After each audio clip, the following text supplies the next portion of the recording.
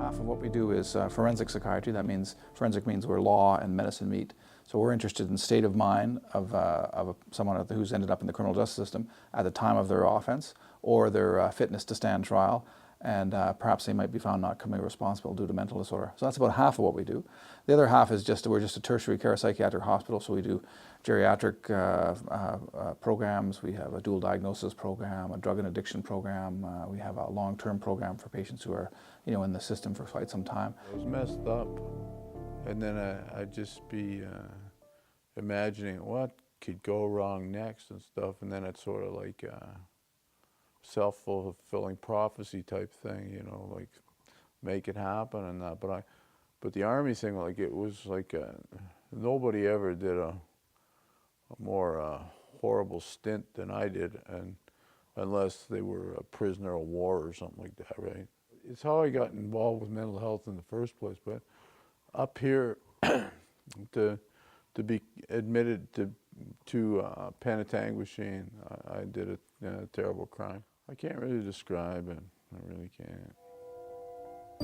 Diagnoses here range the whole gamut, but mostly a serious mental illness. For example, if you have a phobia, that's quite treatable, and there would be no reason to come to a psychiatric hospital for phobia. We could do that in the community, right? And that would make more sense.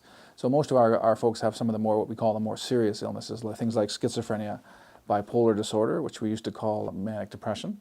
So we have bipolar, schizophrenia, some acquired brain injury, some significant cognitive impairments called developmental delay. We sometimes lump those under. We have some folks with some pretty severe addiction problems and also a mental illness.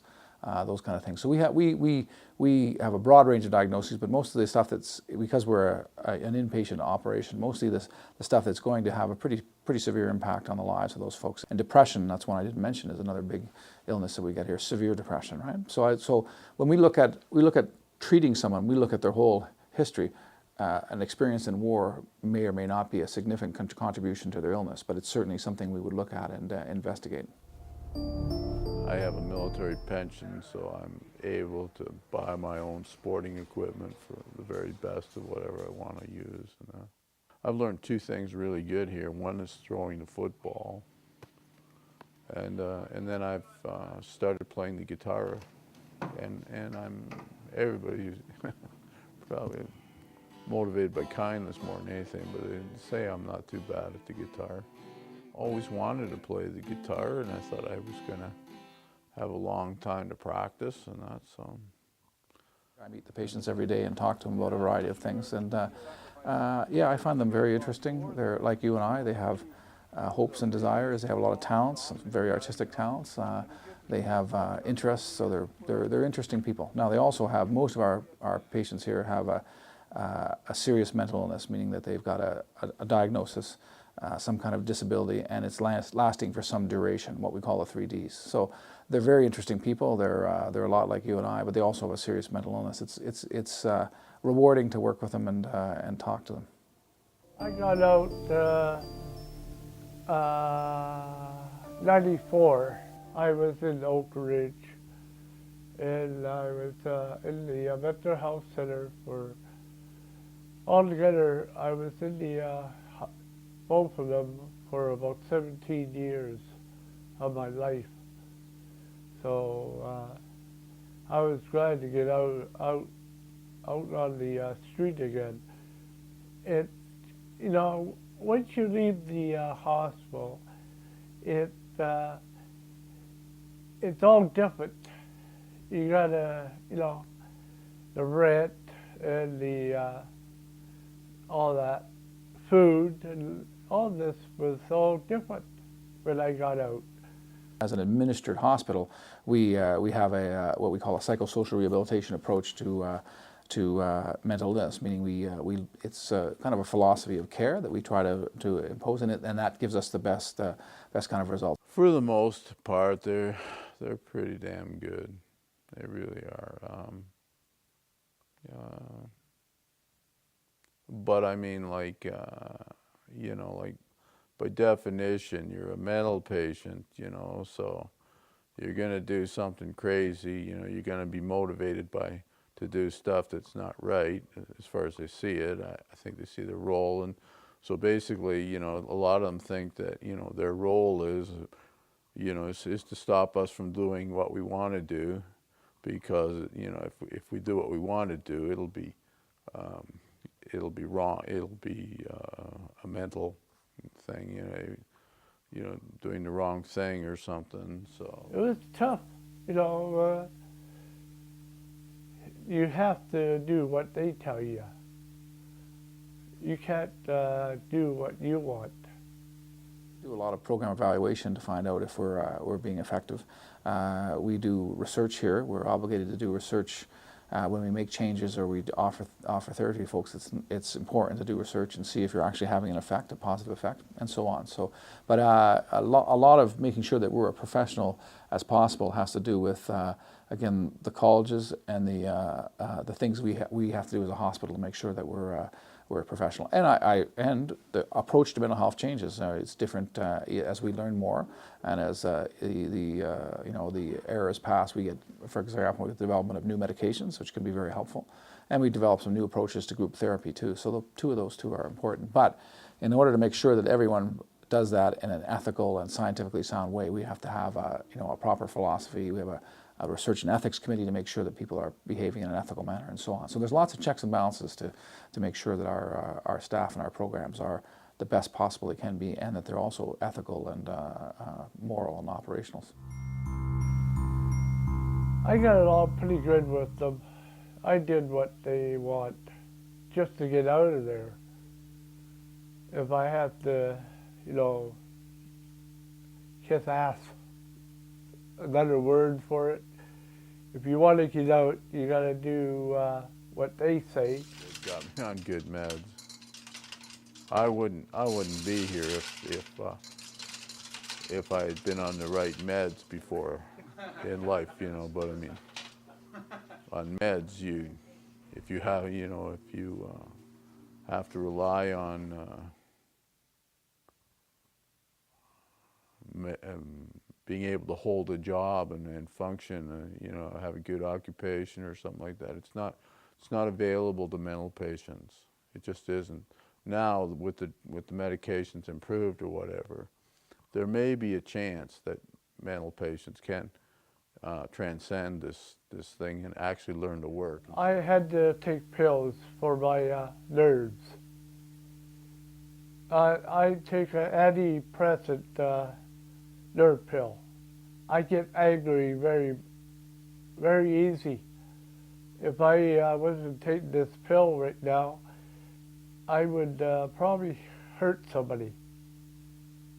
So that's why they put me on an antidepressant pill for my nerves. I do see a lot of changes in a variety of patients when they come here. I consider myself privileged to get to know some of them, and I see them sort of progress through their time here. And like all of us, as we travel through life, they grow, they get better, they get happier, they have their ups and downs. And but it's very, very rewarding when you see a patient who's not doing very well, and after they've been here for a little while, starts to sort of get things together. We maybe get the meds right, or they get some really good group therapy, and then they tell you excitedly, you know, when I'm going back, I'm going to get my old apartment back. I'm going to go back to my old job, and they go back and reintegrate, and that's the most rewarding thing that can happen to you when you're working around here. If I hadn't been hospitalized here, I imagine I'd probably jumped off some bridge or something. My mental and emotional comfort has increased dramatically. And that's been because in a place like this, you know, you're forced to face all your demons and everything like that, right? And if you do, you get better. My saying, if you do what you have to do out in the community to stay out here, take your medication, don't cause any trouble, and just be yourself. But that means we want them to be as happy and the best that they can be. And there's a lot of things that it takes there. First of all, we'd like to see them find some joy in life, find some reason. All of our patients would like to work, make a contribution. Like all of us, they'd like to have friends and family. So we want to see them maximize their quality of life. the best they possibly can be with their deficits. Part of that that's important is seeing the community understand mental illness and the mentally ill, and accepting them and let them reach that potential. It's obvious here that we're sick, you know, and we're trying to get better and do stuff, but time's going to go by. You know, you got to sort of, best thing you do is make sure you got something to show for it. People tend to emphasize the connection between aggressive behavior and mental illness. The reality is that the link between the two is pretty slim. So you should not fear people who have mental illness. You should fear aggressive people. You should look at people as individuals. We tend to overemphasize that connection between violence or aggression and mental illness. It's a fairly weak connection, if it's there at all. Look at each person as an individual, and to be just and fair to them. I know my way around that, so I don't have any problems at all. I just mind my own business. Somebody tease you, say you're, you know, a sick person, or ask you, did you come out of the mental health center? And I tell them, hey, you do what you want to do. You just tell them to shut their mouth. But I just told myself, if I can just get through this with honor or whatever, then I can use the rest of my life to, if I had that core achievement, I could build on it, and then maybe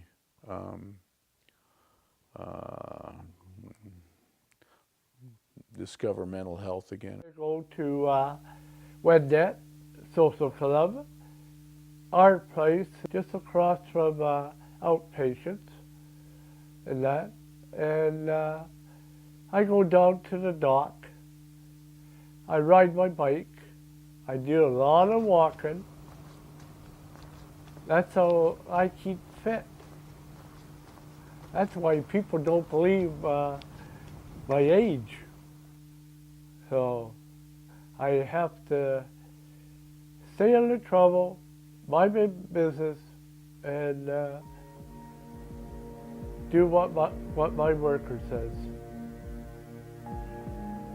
A few years ago, there was a really severe stigma around being mentally ill or being a patient at a psychiatric hospital. We haven't quite erased that stigma yet. We've made a lot of progress, but we still need to we need society in general to understand mental illness better and the mentally ill better.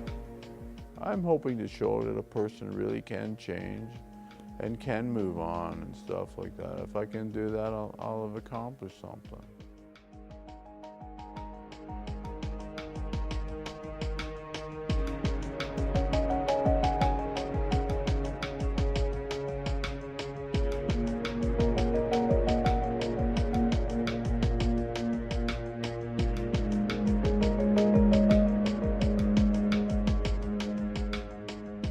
If you are in need of mental health care, it's always wise to seek it out. Or if you have a friend or a loved one or a family member that needs mental health care, don't be shy about recommending they do that and having them seek it out.